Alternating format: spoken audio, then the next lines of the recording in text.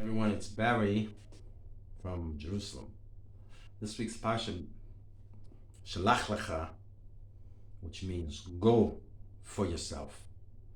It's when the Jewish people had the job of a mission to go enter the land after all their travels in the desert. So it's a big responsibility. So if we know that Yaakov, when he left his home in Mesopotamia, in Iran and Iraq, and then Bereshit, in the first book of Moshe Rabbeinu, 5 books of Moses, he also said, Lecha, Hashem came to him, the individual. Now Hashem is coming to the group of Jews, the community.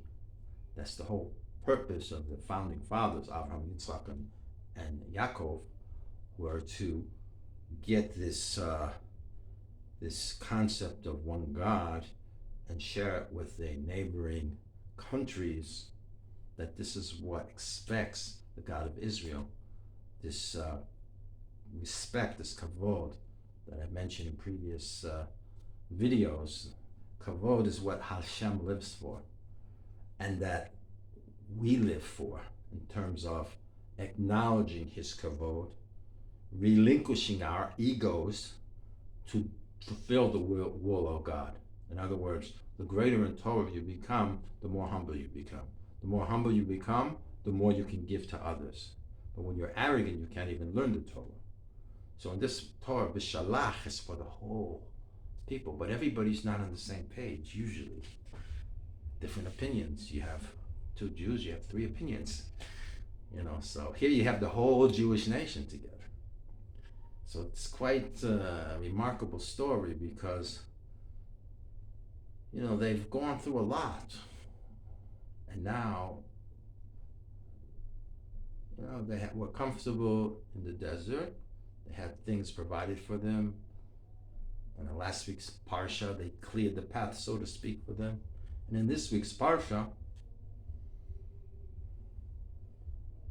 they arrived in the land. Now, what is the perception that they had when they came into the land? They said, "Oh, look, there are giants in the land. What are we going to do?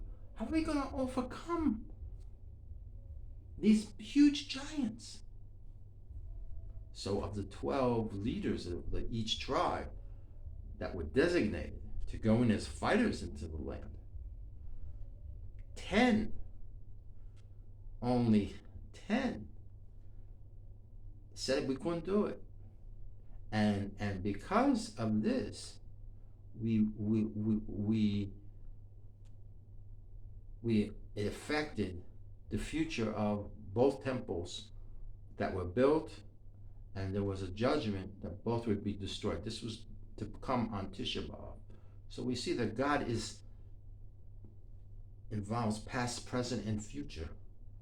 Our actions, how we perceive things today.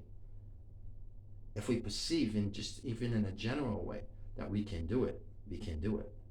And if we have the will of God in our concepts, in our Jewish identity, and the Jews are still here more than 3,000 years later, and we're still learning and we're still practicing.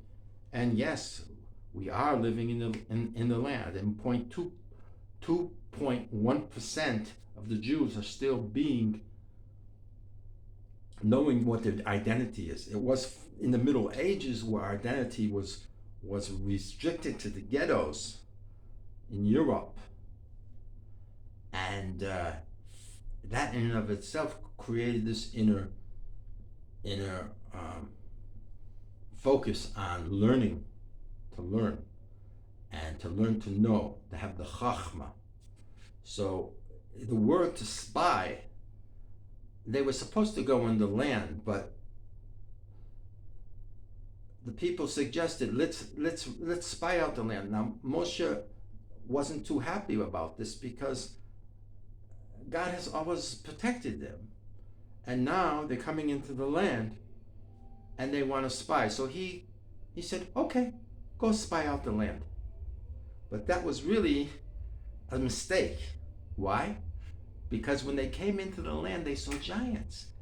And they said, we're like grasshoppers. The text says, we're like grasshoppers in their eyes. How can we overcome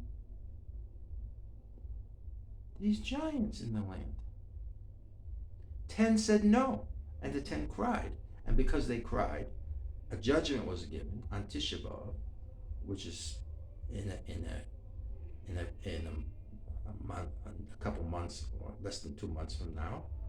This was we still mourn today both temples that were destroyed on this specific day that they went into the land. So what does it all mean?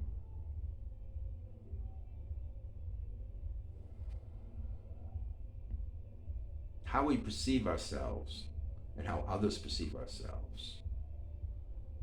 We have to gain confidence. Confidence is faith. Confidence is what is our self-image? What are we worth ourselves? How do we overcome our obstacles in life if we don't have a good image of ourselves? You see? So Yeshua, Moses' right-hand man, Moses, he took over the leadership of Moses. He was getting older. And Caleb said, no, we can do it. Forget about it. We can do it. You know? And eventually, they had to go in again, and they had to have the right attitude. So it says in the Shema, a very interesting line, Lo tutu acharei levavachem va'acharei einechem, the third paragraph of the Shema, which is testimony of Israel's faith to Hashem. But this testimony is in the talis that we wear. In the talis is a thread of blue. When we see the blue, we think of Hashem, we think of God, we think of the Creator, and our purpose in the Torah. So don't let your eyes and hearts deceive you. The eyes see, and the heart questions, because the heart is we have feelings. So if we're fearful, any type of feelings we have to make it the feelings holy. So there's the lev, lamed bet, levacha has two bets. One is symbolic of the Yetzer Tov, the good inclination. One is symbolic of the bad inclination. And lev itself, lamed bet, lamed has 30, is the number 30 in Gematria, and bet is 2. Aleph is 1, bet is 2, so it's 32. There are 32 wisdoms. And who has the wisdom of the Jewish people? Those who recognize the Torah and the truths of Torah and what it means to acknowledge that there's a creator, omnipotent being controlling things. But we have our bechira, our freedom of choice to choose. So if you have fear enter your heart, you have to overcome the fear. That's the whole idea of faith. Faith is overcoming your weaknesses.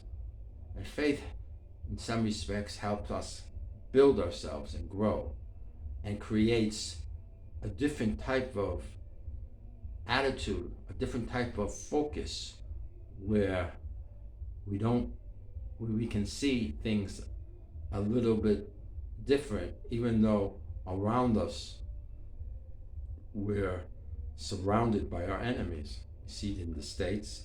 I was in LA last week in the Pico Boulevard. That's where I was. They were attacking Jews by the synagogue. I mean, it's like, the history's all over the place. It's it. So this is like creating that whole scenario for Jews to maybe reposition their place in America, and maybe come to Israel.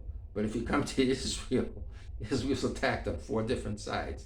The north, from Lebanon, Hezbollah, constant rockets. The south, Beersheba, from Gaza, and then even from the Mediterranean, the Houthis from These are all proxies. And then the north, also east, is Syria. So Israel's constantly been bombarded, and then the soldiers are constantly in action, trying to show Hashem that yes, we are protecting your land. It's your land, and without any of a doubt, it's no one else's land. Free Palestine. Free the Jewish people. Free yourself to be who you are as a Jew. The foundation of these temples that were destroyed, the bottom stones outside the old city have like a mark on them. They're huge stones, and they have like a frame around it. And these are 2,000 years cut in the time of Solomon's temple. There's no, the Muslim tradition came 7th century. The Christian came after the death, after 2,000 years ago.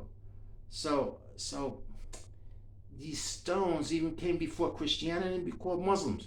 And they're saying, "Oh, we are Palestinian." Come on. Jews are the real Palestinians. But we have to free ourselves now from our enemies. And we have to make it right for us to be able to hold this holy land for all the nations. So all the nations will see one day that his name is one and it will be one. We should all merit to be safe and to be strong in our convictions and to overcome all these problems with a strong will to learn Torah and to become pure in one's thoughts, not to have any despair, and to know that God is with us and that we will succeed in our work in serving Hashem. Good Shabbos.